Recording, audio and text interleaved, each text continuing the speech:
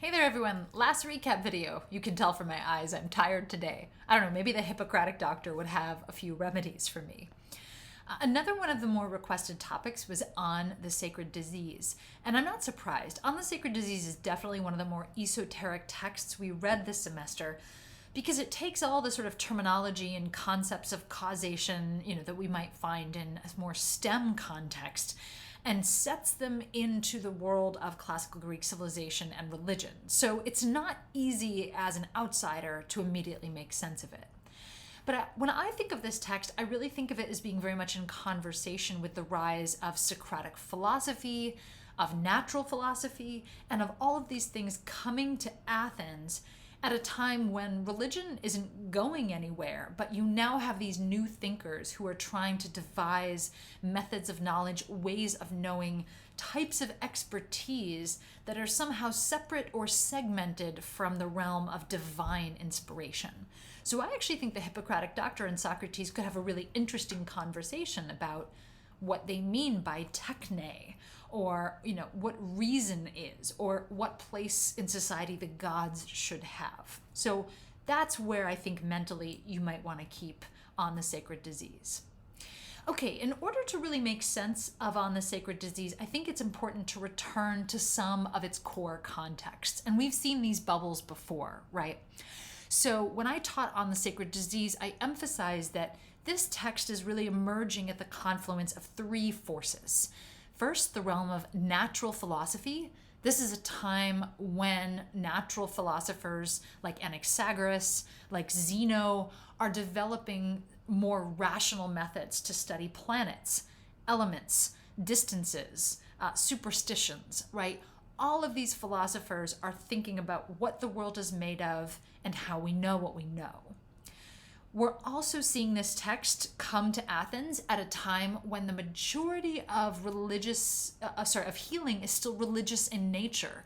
We have a big industry of folk medicine, of medical amulets and charms and incantations. When people are hearing about the healers of Homer who are getting the sacred herbs from the centaur Chiron, right? So we have to keep in mind that Hippocrates is not really yet mainstream medicine per se. It's trying to carve out a space for itself. And finally, and of course we've seen this in Socrates too, the Hippocratic writer is producing literature and healing at a time when the gods and religion are really still the ultimate sources of authority in classical Athens. So he's going to have to find a delicate balancing act by which he can start doing rational science, but without throwing out everything that is trusted and sacred about divine healing as well. So this is the context from which On the Sacred Disease emerges, and these are the fields in which it is very much in conversation, right? The Hippocratic writer is writing for other natural philosophers. He's writing in response to and sometimes in rejection to people who are doing magical healing. And certainly he is writing with an eye towards, conscious that some of his readers might be priests or elite patrons of the major polis gods. All of these people are part of his audience. All right, when I read On the Sacred Disease, and as we taught it in class, what do I think some of the core takeaways that you really need to be familiar with are? Well, first, of course, we saw the importance of the Hippocratic doctors trying to define themselves. What makes a Hippocratic doctor different from a fake healer? Well, it's because he uses rational medicine, right? That he can explain the internal causes of disease and not simply say, oh, it's a goat disease sent to you by Ares, or it's a horse disease sent to you by Poseidon. That also relates to our second bullet point, which is that the Hippocratic doctor is trying to rule out divine theories of causation, right? Diseases are not diseases because the gods just decide to punish you the way Apollo does to the Greek army in Homer. No, diseases are coming from natural elements, and therefore they can be healed by natural elements. We might actually think of this as something of a comfort in the realm of medicine, right? If a god is angry at you, then you've got to try to figure out which god you made angry and how to go about fixing it and pray that it does. But if there's natural causes, this suggests that there's a teachable system that can be replicated again and again, right? That's what Hippocratic medicine is at its core. And finally, the third bullet point, which we touched on in class, is how sophisticated On the Sacred Disease is, in that it is not trying to just reject the idea of gods. In fact, in contrary, it is celebrating the gods. It says there's no way a god could be responsible for something terrible like cancer, because gods are pure entities, so they cannot create impurities within the body. Instead, as the Hippocratic doctor wants us to understand, disease comes from natural elements, but all natural elements are under the umbrella of divine control. And that is the way in which he sort of squares the circle of being a rational practitioner while also still giving the gods due respect as the architects of the universe, right?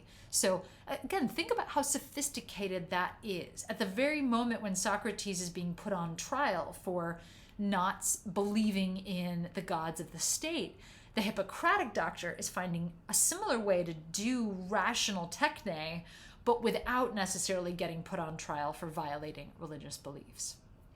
All right, just as with my other ones, I want to give you a few bullet points to think about as you continue your studies.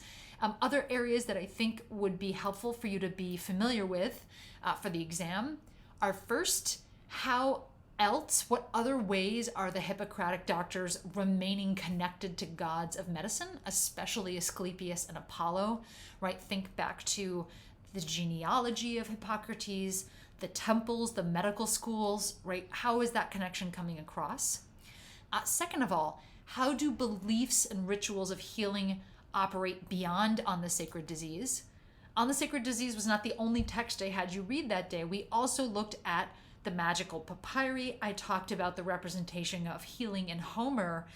If the Hippocratic medicine is a sort of sliver of healing practice, what, based on the magic papyri, does the rest of the world look like in Greek medicine?